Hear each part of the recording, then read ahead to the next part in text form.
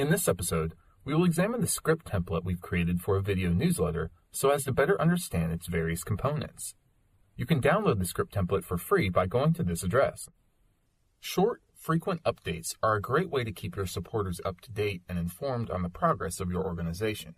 It's especially effective because it reminds people about your nonprofit's mission at times other than when you're asking for money.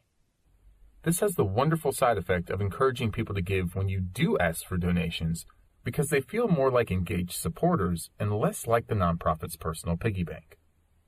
When planning your web video, the most important part of the script is the video's purpose, or why you're making the video in the first place. To do this properly, you must consult your executive director, marketing director, or whomever is in charge of your nonprofit's marketing efforts to decide together what the video's purpose should be. This is the best way to eliminate problems before they occur. Since we are using the template for a video newsletter, a good way to begin brainstorming your video's purpose is to explore the recent developments in your nonprofit that you wish to communicate. Spreading the word and seeking volunteers for an upcoming event, thanking and updating supporters on a past event, or informing your various constituents of a new initiative within your nonprofit. Whatever the reason, you need to be able to answer that question in one simple sentence because if your message isn't clear to you, it won't be to anyone else. Listed after the video's purpose are the major segments of the script and their respective time lengths. As discussed in previous episodes, the web video begins with the introduction, followed by key points that progressively get more detailed, and ends with the closing. While there are 4 key points listed, it is by no means a requirement to use them all for your video, as we'll soon demonstrate with a real-world example in the next episode. They are merely a framework to help you while constructing your script. Each section contains 3 elements that will guide you when capturing footage. They are the details of the shot, the setup, and the script. The shot is a short description of the footage you're looking to capture. Examples would be participants beginning a walkathon, the executive director introducing the video, or testimonial from a donor. Just a short note that will help you remember what shots you need to capture to produce your desired web video. The next element is the setup, which provides detail about how you will actually capture each specific shot. Are you filming at eye level, alternating heights, or using a GorillaPod?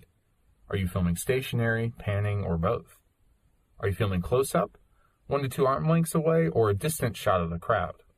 When you first start out, you may not know what setup you want to use, so instead just experiment with panning versus stationary techniques, or alternate camera heights to begin to see what works in various situations.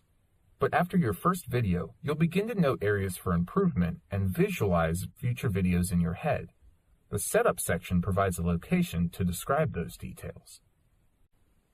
And finally, the script section is used where there is dialogue to be spoken in a particular shot. There's an area within the brackets where you can note whether you want the script to be performed word for word, or loose, meaning as long as it's close, it's good enough.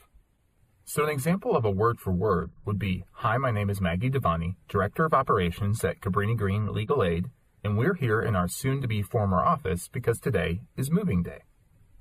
Now, if the exact phrasing someone says doesn't matter, using the same example, you could mark it loose and write something like, "My name, nonprofit name, moving day." Beneath each major segment are 1 to 2 areas for B-roll or supporting footage that can be used for voiceovers. While you won't use all the B-roll you film, it's great to have while editing because it gives you options when you're trying to add more visual appeal to your video. Just like our regular footage, it has a section for the shot, the setup, but not the script. Since B-roll will be used predominantly with voiceovers, there's no need to have a script element because you want to capture the natural sounds of your environment. And since B-roll will be used predominantly with voiceovers, there's no need to have a script element because you want to capture the natural sounds of your environment. For instance, if you're filming some B-roll of participants crossing a finish line for a walkathon, you want to capture those celebratory cheers, not some random spontaneous narration from the cameraman. Narration can always be added later. We've covered the majority of elements within the script, except for the circles located to the right of each key point and B-roll section. The circles represent the number of times a particular shot needs to be taken and provides a way to check them off. This becomes invaluable while filming because you aren't always shooting segments in order, and it can get extremely difficult keeping track of which parts have been filmed and which parts have not. We've set the standard number of takes to 3 simply because it's important to have a couple options for editing. Your staff member could nail her lines, but there might be a really distracting noise in the background that ruins that particular shot.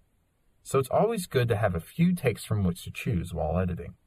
Another advantage to always shooting multiple takes is that sometimes a staff member might do a mediocre job but thinks they were fantastic. In this circumstance, you need a polite way to persuade them into shooting a few more takes. Just blame it on us and say, "Let's Dabble said I had to record 3 takes. Would you mind reshooting?" Problem solved. We've now finished examining the general components of our script template for a video newsletter. In the next episode, we'll review an actual script for a video newsletter from a real-world case study.